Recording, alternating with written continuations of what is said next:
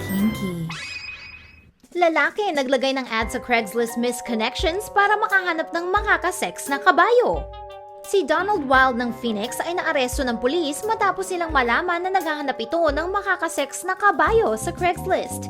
Ayon sa mga pulis, nag-post si Donald sa Missed Connection section ng Craigslist at sinabi niyang siya ay isang 22-year-old na lalaking gustong makipaglaro sa isang lalaking kabayo. Nang nakita ng isa pang Craigslist user ang post ni Donald, inalerto niya ang mga otoridad. Kinontak ng mga sheriff's deputy si Donald sa isang undercover investigation kung saan napasabi nila sa lalaki kung ano ang gusto niyang gawin sa kabayo. Nag-set up pa sila ng meeting kung saan nagdala ng kabayo ang isang detective.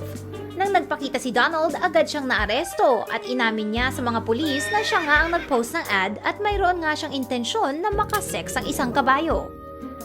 Hindi kami sigurado kung anong klaseng sexual act ang tinutukoy ni Donald pero buti na lang at hindi ito natuloy.